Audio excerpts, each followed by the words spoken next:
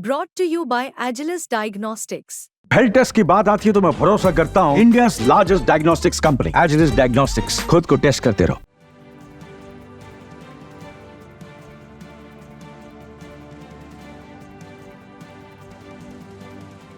चुनाव से ठीक पहले दिल्ली के उपराज्यपाल वीके सक्सेना एक्शन मोड में आ गए हैं। दिल्ली सरकार और सरकारी अफसरों के बीच किस तरह तनातनी रहती है, इससे तो हर कोई वाकिफ है। ऐसे में एलजी साहब ने 31 अधिकारियों का तबादला करके सबको हैरान कर दिया है। हाल ही में दिल्ली सरकार और सरकारी अधिकारियों के बीच पेड़ों की कटाई को लेकर खूब विवाद हुआ। ये विवाद इतना बढ़ गया था कि मामला सुप्रीम कोर्ट पहुंच गया और अब दिल्ली के उपराज्यपाल वीके सक्सेना ने आईएएस और दानिश अधिकारियों का तबादला किया है। यही नहीं, कई विभागों के हेड भी बदल दिए गए हैं। सर्विस डिपार्टमेंट के मुताबिक कुल 28 आईएएस अधिकारियों और 3 दानिश अधिकारियों के तबादले किए गए हैं। चुनाव से ठीक पहले एलजी साहब ने अपनी पावर दिखाई है, जिसके बाद से दिल्ली की सियासत में हलचल मच गई है। एनसीसीएसए यानी national capital civil service authority की औपचारिक सहमति और एलजी की सिफारिश के बाद दिल्ली सरकार के सेवा विभाग ने गुरुवार को 30 से ज्यादा आईएएस और दानिश अधिकारियों के तबादलों के आदेश जारी किए। कई अधिकारियों को अतिरिक्त चार्ज भी दिए गए हैं।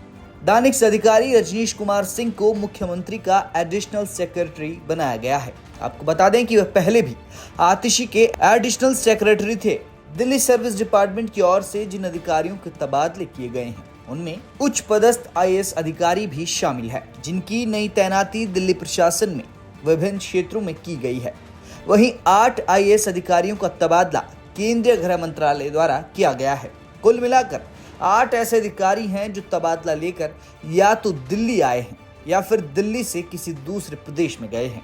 अब आपको बताते हैं कि कौन हैं वो 8 अधिकारी। आईएएस विपुल पाठक को जम्मू कश्मीर से दिल्ली भेजा गया है। आईएएस एम राजू को पुडुचेरी से जम्मू कश्मीर भेजा गया है। आईएएस सौगात बिस्वास को अरुणाचल प्रदेश से जम्मू कश्मीर भेजा गया है। आईएएस रश्मि सिंह को जम्मू कश्मीर से दिल्ली भेजा गया है।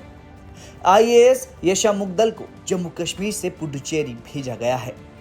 आईएएस रामनिवास शर्मा को दिल्ली से जम्मू कश्मीर भेजा गया है। आईएएस वाईवीवीजे राजशेखर को दिल्ली से अरुणाचल प्रदेश भेजा गया है। आईएएस निधि मलिक को दिल्ली से जम्मू कश्मीर भेजा गया है। बाकी अधिकारियों को दिल्ली में ही ट्रांसफर लेना पड़ा है। अब जानिए कि किस अधिकारी को किस विभाग में भेजा गया है।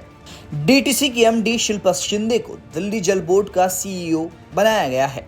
उनकी जगह एमसीडी के एडिशनल कमिश्नर सचिन शिंदे को डीटीसी का एमडी और स्पेशल कमिश्नर ट्रांसपोर्ट का नियुक्त किया गया है। कैट्स के प्रोजेक्ट डायरेक्टर एसके जैन को आर्ट एंड कल्चर विभाग का सचिव नियुक्त किया गया है। गृह विभाग सचिव चंचल यादव को व्यापार और कर विभाग में कमिश्नर बनाया गया है। दूसरी मेंबर एसके सिंह को व्यापार एवं कर विभाग का स्पेशल कमिश्नर बनाया गया है। डीएसआईआईडीसी के एमडी संजीव कुमार मित्तल को ट्रांसपोर्ट विभाग में स्पेशल कमिश्नर नियुक्त किया गया है।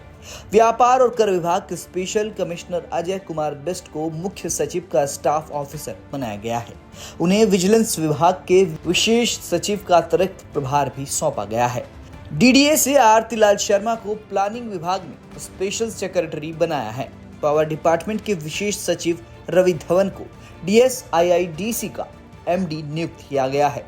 नई दिल्ली के डिप्टी कमिश्नर रवि झा को एक्साइज कमिश्नर बनाया गया है।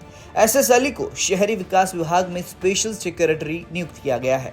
विनय कुमार को स्वास्थ्य विभाग का स्पेशल सचिव बनाया गया है। सचिन राणा को जल बोर्ड में एडिशनल सीईओ नियुक्त किया गया है। गृह विभाग के विशेष सचिव संतोष कुमार राय को एमसीडी में डिप्टी कमिश्नर बनाया गया है। नॉर्थ ईस्ट जिले की डीसी वेदिता रेड्डी को एजुकेशन डायरेक्टर और श्रेया सिंगल को एडिशनल डायरेक्टर नियुक्त किया गया है।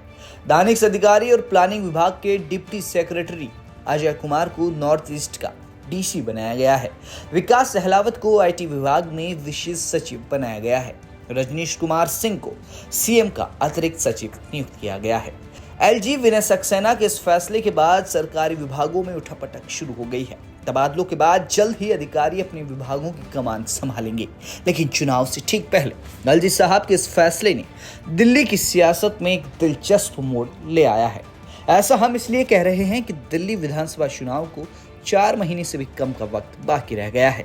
ऐसे में इस मुद्दे पर आम आदमी पार्टी सियासत करेगी या नहीं और इसका फायदा आगामी चुनाव में किसको होगा, ये देखना होगा। ब्यूरो रिपोर्ट, दिल्ली तक।